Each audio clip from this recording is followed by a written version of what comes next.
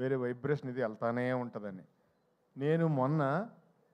నేను స్పెయిన్లో షూటింగ్కి వెళ్ళి షూటింగ్ నుంచి ఎర్లీ మార్నింగ్ లొకేషన్ షిఫ్ట్ అవ్వాలండి. నైట్ 10 o'clockకి అక్కడ రెస్టారెంట్లన్నీ క్లోజ్ అయిపోతాయి. ఒక గ్యాస్ స్టేషన్ దగ్గరికి వెళ్ళాం, 9:45 అయింది. నేను దిగి పరిగెట్టి లోపలికి వెళ్ళి 10 o'clock క్లోజ్ అంటది. అంటే ఈ హ్యాండ్కి స్టఫ్ ఏది దొరికితే అది, నట్స్ లాంటి ఏదోటి తినేద్దాం కనీసం భోజనం లేకపోయినా ఇక్కడ. అలా తీసుకుంటున్నాం. ఆవిడ లేడీ పెద్దవాడు ఉన్నారు అక్కడ, సారీ క్లోజ్ అన్నారు ఆవిడ. థ్యాంక్ యూ అండి, 2 ప్యాకెట్స్ అని ఇవ్వండి తీసుకున్నా. తర్వాత సెట్ చేస్తున్నామండి నియర్ బై రెస్టారెంట్లు ఏమో ఉన్నాయని. కబాబ్ పాయింట్ అని ఒకటి ఉందండి. కబాబ్ పాయింట్ అంటే కనుక మన ఇండియన్ రెస్టారెంటు అని అనుకుని అక్కడ కబాబ్ పాయింట్ దగ్గరికి వెళ్ళామండి. బయట కొంతమంది కట్టేసి కబాబ్ పాయింట్ క్లోజ్ చేసి midnight స్పెయిన్లో 2 o'clockకి బయట నుంచుని వాళ్ళు అక్కడ నుంచి సిగరెట్లు కాలుస్తున్నారంటే ఆ ఓనర్ తాలూకు 2 brothers, లోపల ఒక బ్రదర్ ఉన్నాడు పెద్ద బ్రదరు. మేము వెళ్ళాం, దిగాం. ఇలా వెనకాల డైరెక్షన్ డిపార్ట్మెంట్ ఒక వెహికల్, మాది ఒక వెహికల్. దిగ్గానే అతను ఇలా చూశాడు నన్ను. అది నేనేంటి, స్పెయిన్ ఏంటి, అర్ధరాత్రి 2:30కి ఇలా చూసి లోపలికి వెళ్ళాడు. ఫోన్లో ఆన్ చేశాడు. పుష్ప ఇంటర్వెల్ బ్లాక్ తీసుకొచ్చి చూపించాడు నాకు. తూ అయినా బై తూ అయినా అని. అది ఎవరిదంటే రెస్టారెంటు, అది Pakistani people restaurant in Spain.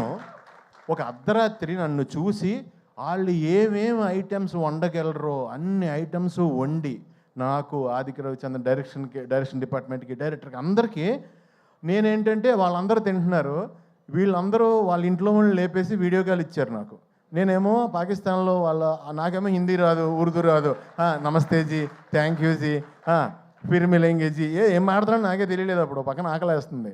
So darling, అంత దూరం రీచ్ అయిపోయింది. ఎక్కడికి వెళ్ళినా నన్ను చూస్తే పుష్ప. ఈ మాట నేను ఎందుకు చెప్తున్నానంటే, నేను ఫస్ట్ హైదరాబాద్ వచ్చినప్పుడు విలన్గా చెయ్యాలని బాజీగర్లో, డర్లో షారుఖ్ ఖాన్ ఆ బ్లడ్ నోట్లో వేసుకున్న పోజులన్నీ పెట్టి దిల్సుఖ్నగర్ స్టూడియోలో ఫోటోలు దిగాను, కత్తెది పట్టుకుని. ఫోటోలు అంటే దిగిపోయాను కానీ నేను ఎలా చేస్తానో ఎవరికీ తెలియదు. సో అన్నీ చూపిస్తుంటే నేను మామూలుగా ఎంటర్టైనర్నే, అందుగురించి ఎవరోనే అవునా ఓకే తర్వాత కలువమ్మా అన్నారు.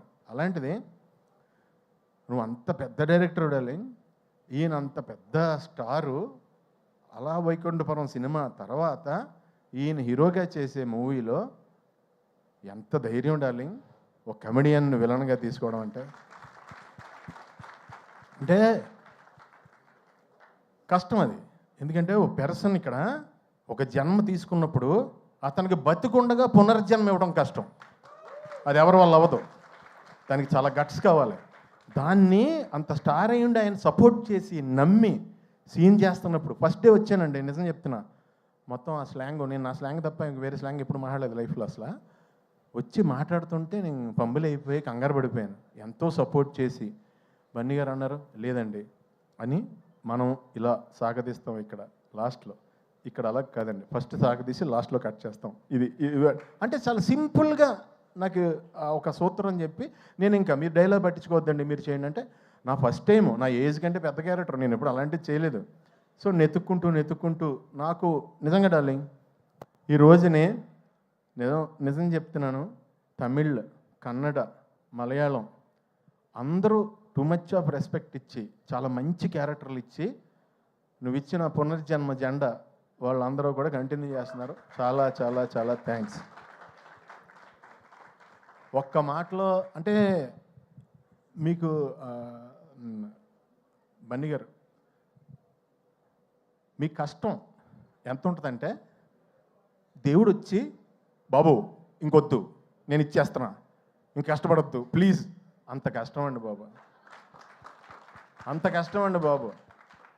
ఎందుకంటే కష్టానికి ఇంకా జాతకం ఏం ఉండమంటండి, కష్టానికి సచ్చినట్టు నేచర్ ఇచ్చి తీరాలంట.